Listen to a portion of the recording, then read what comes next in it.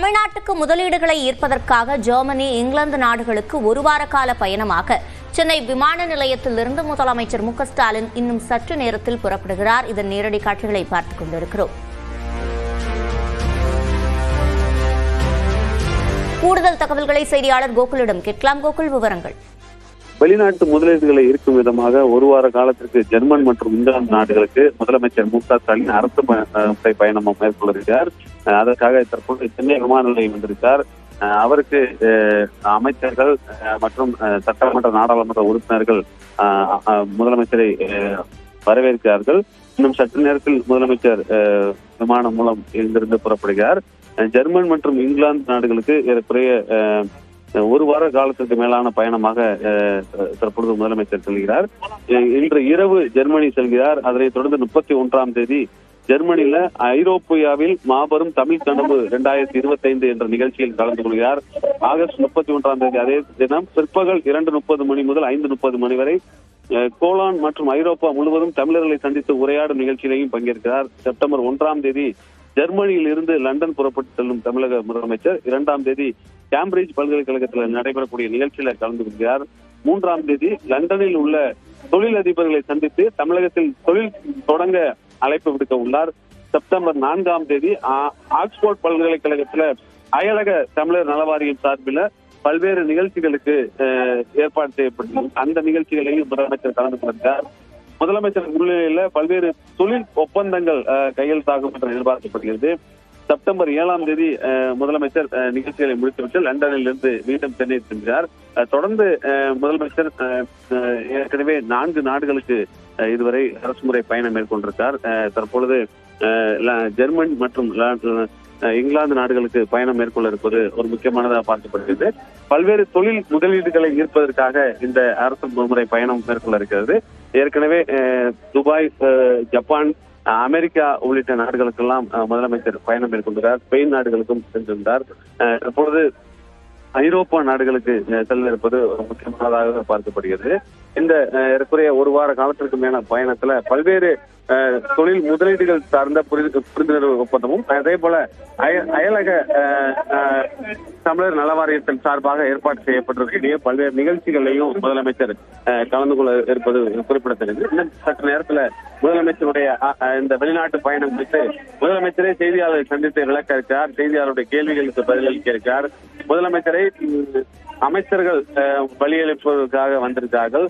ஏற்கனவே தொழில்துறை அமைச்சர் ஜெர்மன் மற்றும் இங்கிலாந்து நாடுகளில் செய்யப்பட்டிருக்கக்கூடிய ஏற்பாடுகள் குறித்து அங்கு நிகழ்ச்சிகள் ஏற்பாடுகள் செய்வதற்கு முன்னதாக சென்றிருக்கார். இன்னும் காலை 9 மணிக்கு பயணிகள் விமானத்துல முதலமைச்சர் ஜெர்மன் நாட்டுக்கு நிகழ்ச்சி செல்கிறார். இன்று இரவு ஜெர்மன் சென்றடைந்து அங்கு 2 நாள் நிகழ்ச்சிகளை முடித்த பின்னர் லண்டன் செல்கிறார். கோகுல், இந்த ஒரு வார கால பயண திட்டம் குறித்து விவரித்து சொன்னீர்கள். அந்த வகையில் இந்த பயணத்தில் முதலமைச்சரோடு அமைச்சர்கள் யாரேனும் செல்கிறார்களா?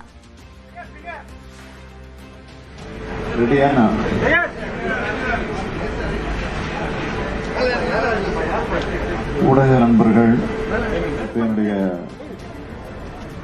நன்றியை, வணக்கத்தை தெரிவித்துக் கொள்ள விரும்புகிறேன். ஒரு வார கால பயணமாக ஜெர்மனி, இங்கிலாந்து ஆகிய நாடுகளுக்கு நான் இன்று எனது பயணத்தை மேற்கொள்கிறேன். செப்டம்பர் 8ஆம் தேதி நான் திரும்பி வருகிறேன். தாயகம் தமிழகத்திற்கு திரும்பி வருகிறேன். இந்த பயணத்தில் தமிழ்நாட்டை நோக்கி தொழில் முதலீடுகளை ஈர்ப்பதற்காகவும் புதிய ஒப்பந்தங்களில் கையெழுத்து போடுவதற்காகவும் திட்டமிடப்பட்டிருக்கிறது. 2021 திராவிட முன்னேற்ற கழகத்துடைய ஆட்சி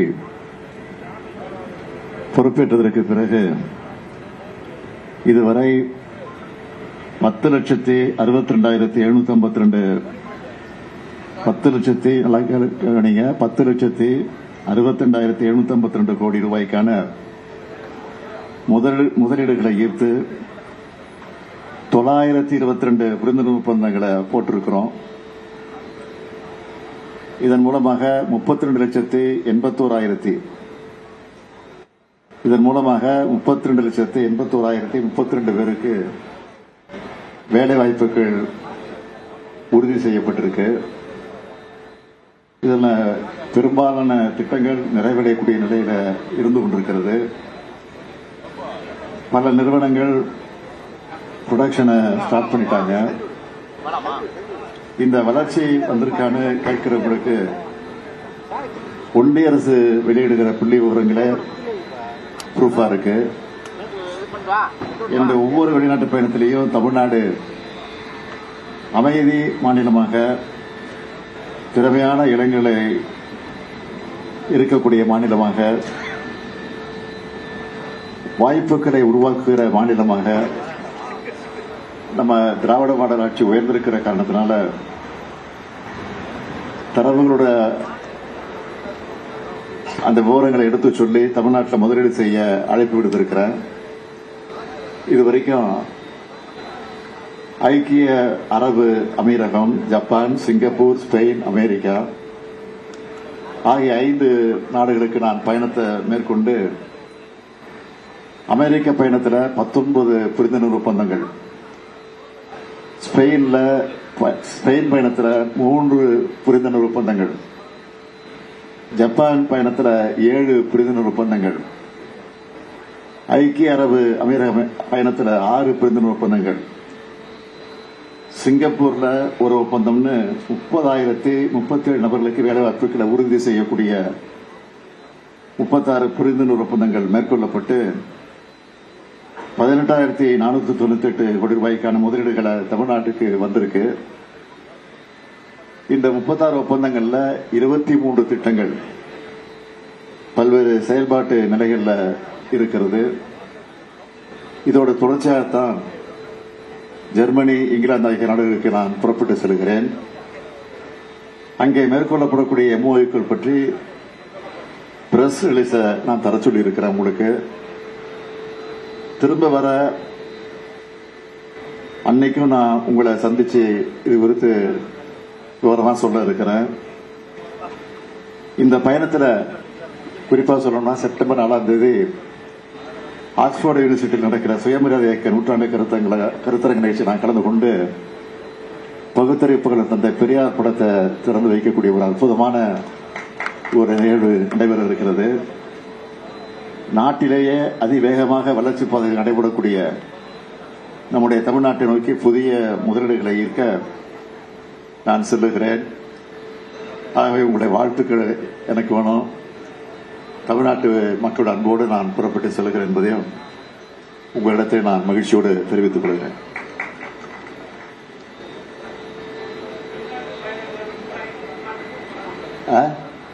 பயணங்களால் தமிழ்நாட்டிற்கு உண்மையாகவே பலன் உண்டா என்ற விமர்சனங்கள் முன்வைக்கப்படுகிறது. என்ன விமர்சனம் சொல்றாங்க? அதிமுக பொறுத்தவரை தொடர்ந்து விமர்சனங்கள் முன் வச்சுட்டு இருக்காங்க வெளிநாட்டு பயணங்கள் தொடர்பாக. வெளிநாட்டு பயணத்தை பொறுத்த வரைக்கும் எதிர்கட்சி தலைவராக இருக்கக்கூடிய பழனிசாமி அவர்கள் இதை குறித்து கூட விமர்சனம் பண்ணியிருக்கிறாரு. பழனிசாமியை பொறுத்த வரைக்கும் தன்னுடைய பயணங்கள் எப்படி இருந்துச்சோ அப்படித்தான் இந்த பயணங்கள் இருக்கும்னு நினைக்கிறாரு. ஆனா நான் கையெழுத்து போடக்கூடிய அளவுக்கு அனைத்து ஒப்பந்தங்களும் நடைமுறைக்கு வந்திருக்கு, வரப்போகுது, வந்திருக்கு. தமிழக சட்டமன்ற தேர்தலுக்கு இன்னும் ஒரு 7 மாசம் தான் இருக்கு.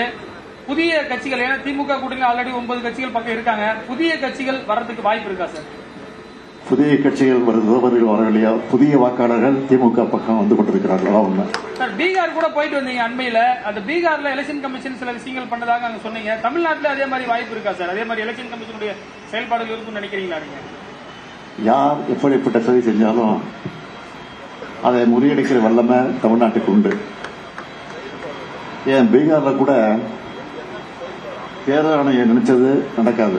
உண்மையா நான் போயிட்டு வந்த அனுபவத்தில் சொல்றேன். ஏன்னா அங்கேயும் மக்களை எழுச்சி பெற வைக்க தேர்தல் ஆணையம் உதவி செஞ்சிருக்கின்றதுதான் உண்மை. சி ஓட்டர்ஸ் கருத்து கணிப்பு குறித்து உங்க கருத்து என்ன சார்? சி ஓட்டர்ஸ் கருத்து கணிப்பு நடத்திருக்காங்க, அது குறித்து உங்க கருத்து என்ன? எந்த கருத்து கணிப்பு இருந்தாலும் எல்லா கருத்து கணிப்புகளையும் மிஞ்சி ஒரு அமோக வெற்றி தான் திமுக கூட்டணி பெறப்போகுது. அதுல எந்த சந்தேகமும் இல்லை.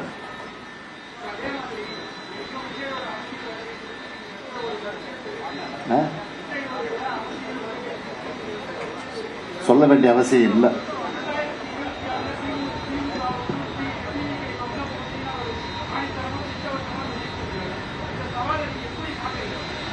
நான் அதிகம் பேச மாட்டேன், இதுக்கெல்லாம் பேச வேண்டிய அவசியம் இல்லை. பேச்சை குறித்து செயலில் நம்முடைய திறமையை காட்டலாம், அதுதான் என்னுடைய திறமை.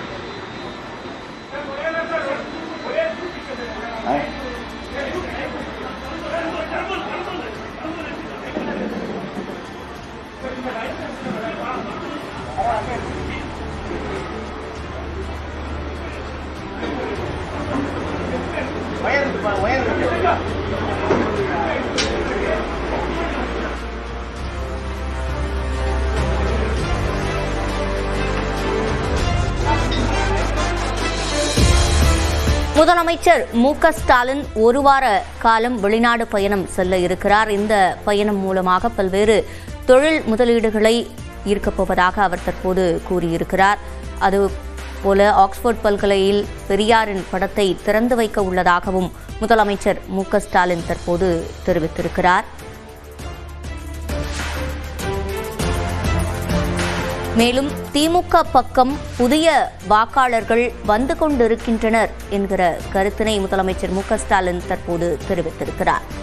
முதலீடுகளை ஈர்ப்பதற்காக ஜெர்மனி, இங்கிலாந்து உள்ளிட்ட நாடுகளுக்கு ஒரு வார கால பயணத்தை முதலமைச்சர் மு.க. ஸ்டாலின் மேற்கொள்ள இருக்கிறார். இதன் மூலம் பல்வேறு தொழில் முதலீடுகளை ஈர்க்க இருப்பதாக அவர் கூறியிருக்கிறார். இதற்கு முன்பு ஈர்க்கப்பட்ட தொழில் முதலீடுகளின் காரணமாக 32 லட்சம் பேருக்கு வேலை கிடைத்துள்ளதாக அவர் கூறியிருக்கிறார்.